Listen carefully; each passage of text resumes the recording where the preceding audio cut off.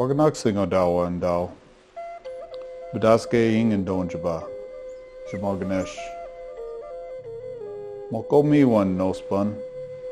Kitchikan and Dijnakas. Fred Harrington. Jaganashmo and Dijnakas. Mandasa Dabajmoin. Yamea.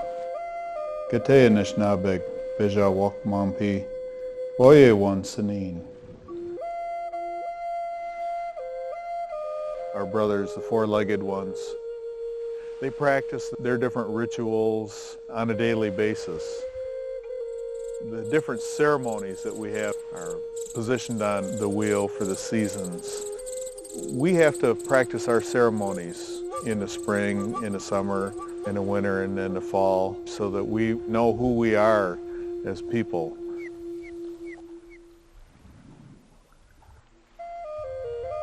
Medicine wheel teachings are based on directions, on colors, on the different medicines that we have, the Sama, the Kishik, Muskadewash, Niiwin. We base a lot of our teachings on that medicine wheel because it's time appropriate. Each one of these directions represents the seasons. The eastern direction, Wabanong, represents Nokmeh, or spring. The southern direction, Zhaonong, represents Niiwin. Western direction, Ebengishmuk, represents Dugwage. And the northern direction, Kiwadenong, represents the boon, or the winter. The four directions also represent the four stages of life. Binoji, Skinige, Nitauge, and Kika. They also represent the four elements. Wabanong represents the Ake, the earth. Zhaonong represents Nodin, the wind. Ebengishmuk represents Nebe, the water. And Kiwadenong also represents Shkuda, the fire. We have medicines for each direction. Sama, the Kijik, Muskadewash, and Wingush, the hair of our Mother Earth. Sometimes people teach different directions for the medicines, and it's up to the individual to respect the teachings of elders that they're learning from. Tobacco is used for prayers. Whenever we gather corn, whenever we cut down trees, or harvest the sweet grass, pick morels, hunt, they hold that asema in their left hand, the hand that's nearest their heart. And once that prayer is done, you can either put it in the fire, you can smoke it in the pipe. When we smoke the asema, we don't inhale it. It's for the spirits only. Representing the southern direction, the Kijik is used for purification also. They say that if you put a little piece of cedar in your moccasins for walking around all day, only goodness will come to you. Sage will purify an area before activities, before ceremonies. People will use Muskadewash, which represents a western direction, to smudge with. Wingush, the hair of our Mother Earth, is used for cleansing ceremonies. If you get it damp again, you can smell the sweet aroma of that grass. The medicine wheel is not only a tool for teaching traditions and medicines, it's also a guide. You can tell from the medicine wheel what we're going to do in the spring, summer, fall, the winter. So the medicine wheel is a representation of the life of the Anishinaabe.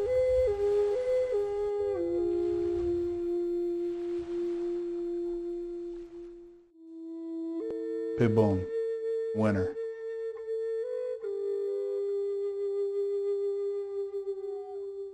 This direction represents our elders, Kikjik, and it's during that time that our elders tell the stories and the teachings of our ancestors. Alice Yellowbank shares an Anishinaabe story as was told to her. Many of our teachings come from Nana Bajou. Nana Bajou was not a man, he was a spirit. One of the teachings I want to talk about today is about the Great Flood. The people were living in harmony, and then they started not living together very well. They started fighting each other. The villages were fighting against each other. Nikeyaanan felt very sad about this situation, watching his people fight, and he waited for a long time. He thought they would do better, and they just didn't do any better. So he thought, well, I'm going to create a big flood, and this will purify the earth. So he flooded the earth. And Niiwin was lucky because he found a big log. He crawled on the log, and other animals took turns on this log. Niiwin told the animals that we need to swim down to the bottom and get some earth and bring it back up here so we can start a new earth again. So Niiwin tried himself. He dove down, went far as he could, and he came up. He was out of breath. He couldn't do it. The loon said, well, let me try. So the loon tried, and then the otter tried. Several other animals that can swim really good. They all tried to swim down to the bottom of that water, and they couldn't reach it. The muskrat spoke up in his small little voice and said, I'll try. The animals all kind of laughed at Muskrat, making fun of him because they thought, oh, look at Muskrat. You know, he wants to go. He can't do it. If we can't do it, he can't do it.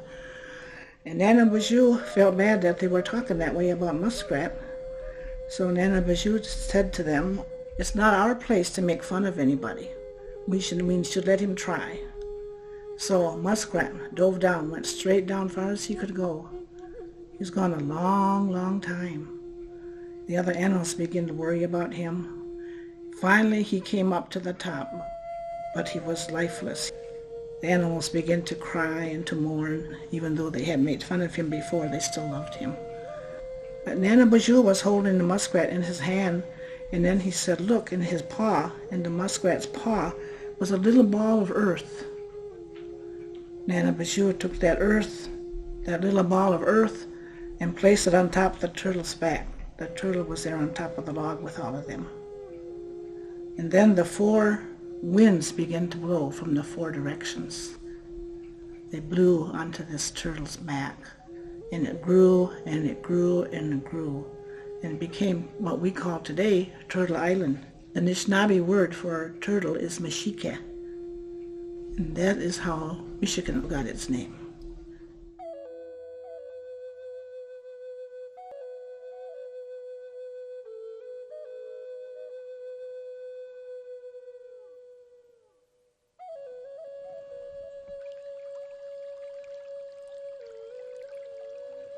Another story captures the harsh reality of winter.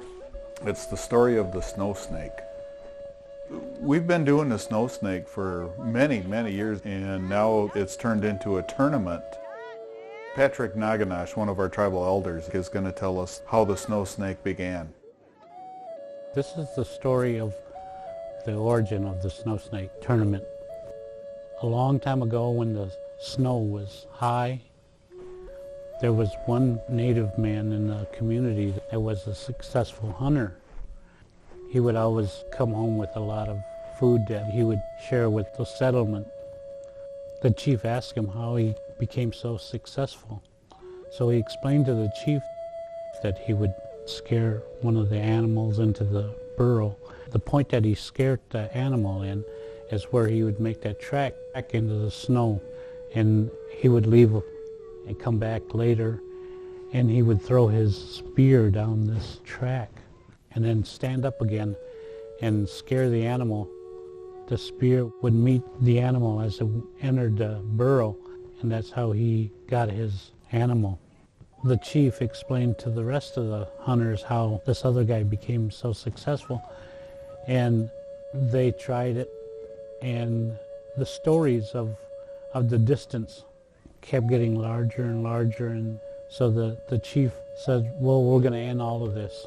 We're going to make our track here, and we'll have a competition. And that's the way the story was told to me.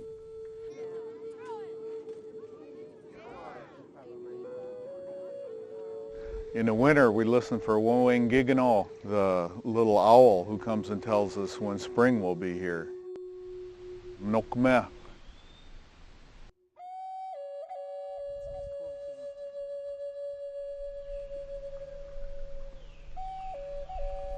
It's in the springtime, during the warming of the days, when the days start getting longer, that the sap flows from the maple trees.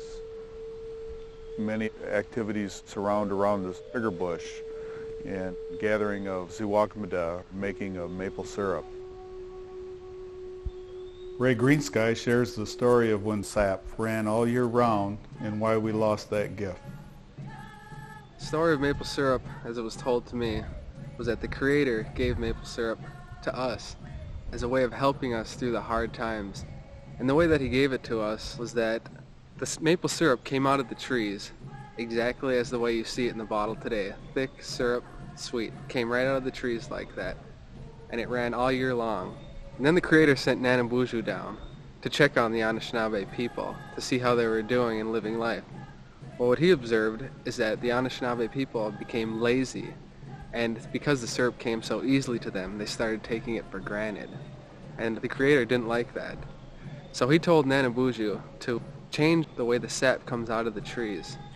So what Nanambuju did is he watered down the syrup that goes into the trees, and instead of having it run all year long, he had it run only in the wintertime, when it's really cold and really rough to walk around and collect the sap. And it's going to take a lot of heat and energy to get it to the way you had it once before. The Native American people didn't like the change. It was much harder for them. But they learned the value of hard work and not to take things for granted. The eastern direction also represents our youth, Binojiak, the future of our tribe, our young people. This is a time from birth till they become young adults when they learn the language, they learn their medicines, they learn right and wrong. This is when our children become who we are going to become. They're our future, and they're represented by the eastern direction.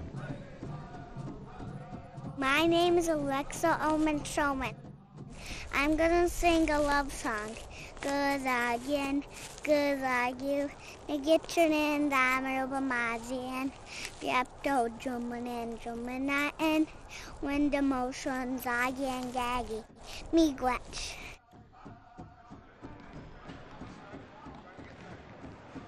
My name is Cassandra Gibson, and I play basketball for the LTBB Hawks, which is the Odawa tribe. And I've been playing since the 3rd grade.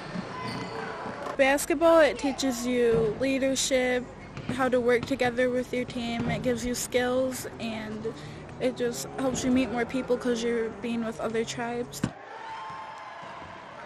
We focus a lot on team building with the kids and working together. You can totally see how they work together, and the older kids support the younger kids, and they play as a team. They run drills together, they keep up and wait for each other, and they basically stick together. We've taught them to have good sportsmanship. We tell our kids, have a good positive attitude, we're here to have fun, and you're representing Little Trevor's Bay Band, and so you need to behave like you're representing the tribe, and I think our kids do a really good job doing that. 1, 2, 3, hop!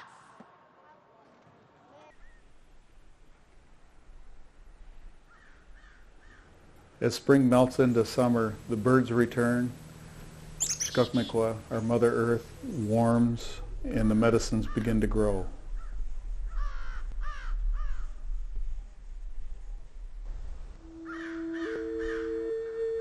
Niiwin.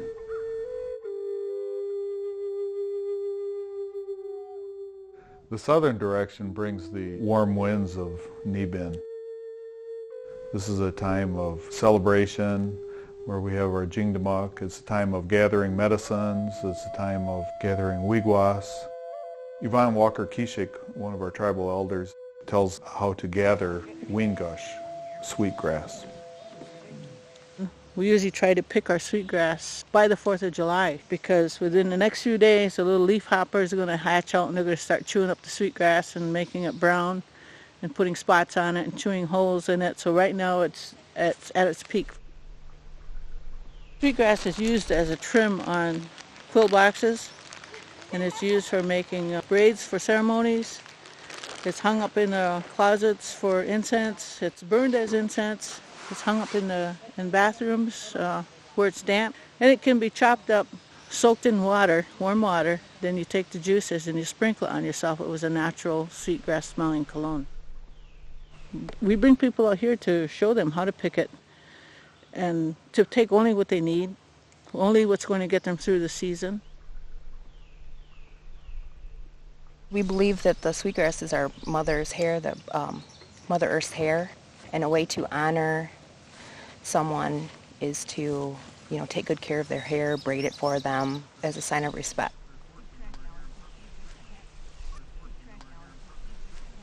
Braids, Nikeyaanan, are very significant in our culture.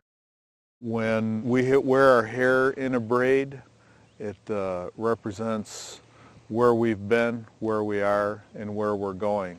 They say that if you wear your hair in a braid, you can never be lost. Just about when the summer solstice is coming, we gather wigwas off from the birch trees for making baskets and canoes. There are different kinds of bark, different kinds of birch trees, so it may or may not strip. Or the season for it has already come and gone, and that's the only window you have for a tree that's in season. And in season means when you make the T-cut and it lifts and it separates and the bark comes off, then it's ready to be picked. It doesn't hurt the tree if you take it when it's in season, but if you make the cut and it's not peeling, but you force it off anyway, that is killing the tree. When it's time for the bark to come off the tree, it comes off at the level and layer that it's supposed to. This is the ideal size tree. Anything over 6 inches, 6 to 8 inches on up is a good tree. Comes right off.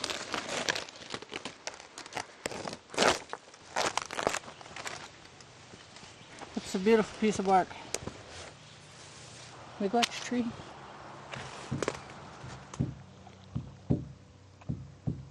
Before we were given the larger drums that are used in today's jingdamuk, mostly we had small medicine drums, a water drum, we had hand drums, and those drums have different beats. One of the most common that you hear is the heartbeat of Mother Earth, Shkukmikwa, the lub dub. Joseph Medicine talks about our gift of the drum. Life is a circle. The earth is round, the sun is round, the moon is round. Our drum is round. The drum was given to us by a woman. This woman was sent down from the Creator. She was given instructions to 3 gentlemen to make this drum to bring 2 warring tribes together. When they made this drum, they were to take it out in the field and sing these songs that they were taught how to sing. The other tribe heard this drum out in the field, and they came to check it out. They came to see what was going on, and they all started dancing around that drum. We have sad songs, we have fast songs, we have contest songs, but they're all put together with a positive energy. That drum is still serving its purpose today of bringing Indian people from across the nations and across the world together in a good way and celebrate life. Summer is also a time for celebrations of jingdamuk, more commonly known as the powwows. Regina Kiogama shares some stories of the origins of the jingdamuk. It used to be called a mishikike, which is medicine, and it's a time when people gather to be together in the sacred circle. We always come in at the east because that's where everything begins, like in the morning. The traditional men come in first, then the traditional women, and then the jingle dancers come in next, and the grass dancers, and then they have the fancy dancers. Many of these dances have been around for hundreds of years, and some of them are fairly recent, but they're all a part of our culture now.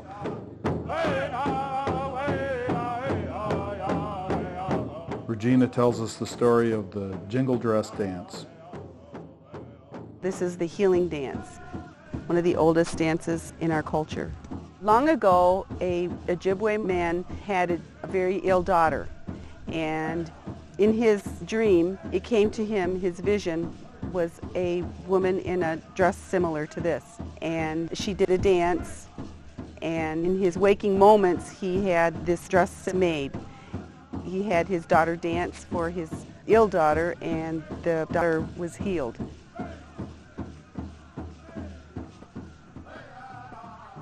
My name is Heather Schuyler. My mom's from here, and she is Odawa. My dad, he's Oneida from Ontario.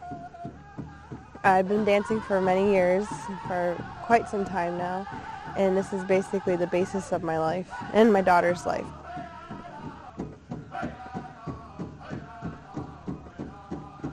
The shawl represents the cocoon of a butterfly. When the butterfly is in the cocoon and when it opens up, it has bright, beautiful wings. Our shawl represents those wings when they come out. Some girls represent that by the way they dance. Some people call it the butterfly dance.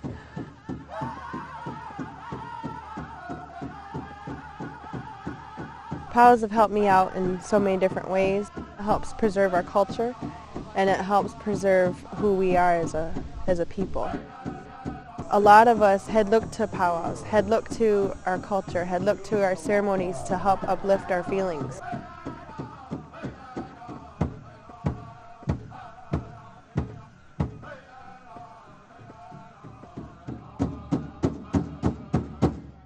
All right, thank you, Spirit Lake. My name is Nigel Schuyler. I've danced fancy my whole life. As soon as I could walk, my dad put me in bustles, and I've just been dancing fancy ever since. It's like a more up-tempo, more colorful dance than traditional. It's the bustles that really makes you a fancy dancer. That's the significance of dancing. You gotta have your own style. And it's up to the judges to distinguish whether you're better or if the other person's better. He's looking for footwork, the neatness of your outfit, if you're an eye catcher.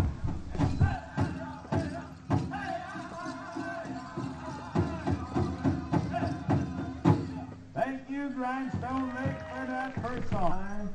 Judges, once again, you got all the room you need out there.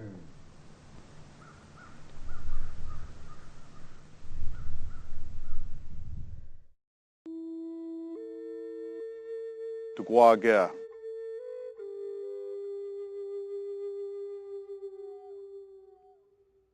The western direction, Epengishmuk, is the direction of the setting sun. We walk out through the western door at the end of our life when we move on as a spirit. Every year, Diane Naganash and her family make wreaths to place on crosses at the graves of their ancestors and friends and family. The wreaths have different colors. Some people make red, white, and blue for veterans. Some people have the colors of their clans on their crowns. They're quite a unique mixture of Christian and Anishinaabe culture. Going down, and then you pull your finger like that. What I can remember is my mom doing this, and as a little girl, came home from school and watched her make these. I would sit under the table and play with the scraps of crepe paper, and that's how I learned how to do this. I started when my mother passed away in '74, so I've been doing this for quite a while, and I know that traditional carry on as far as the flower making goes with the granddaughters. It's an honor for me to do these for my people. On November 1st, we take them to the cemetery and hang them on the crosses. The time you put them out, it usually rains, and that means then that these people, these spirits, have come after these flowers to wear to their feast dinner. You watch the colors fade from them, and you know that the spirits have come back and forth from the western door. When they quit coming, you no longer see any color. During November is when the Jibaikwe, or the ghost suppers, happen. Every family has different traditions that surround their Jibaikwe. Everyone is welcome. The family of Sam Shinanakwet opened their home for a Jibaikwe. We hold these ghost suppers annually to honor the deceased of all of our relatives and all the people's relatives that eat here. But it is really a family get-together. We don't turn anybody away, and some people here we don't even know, especially the younger generation, but anybody is welcome. Last year we fed close to 300 people. And all the stuff that is served is all homemade. We usually start at 5 o'clock and it goes on until probably 2, 3 o'clock in the morning. When the last people eat, then we reset the table and the food is put on the table. and it's left that way overnight until the next morning. Most families during Jibaikwa keep a fire in their backyard where they make offerings of sema, muskadewash, gijik, wingush, so that the spirits will hear those prayers.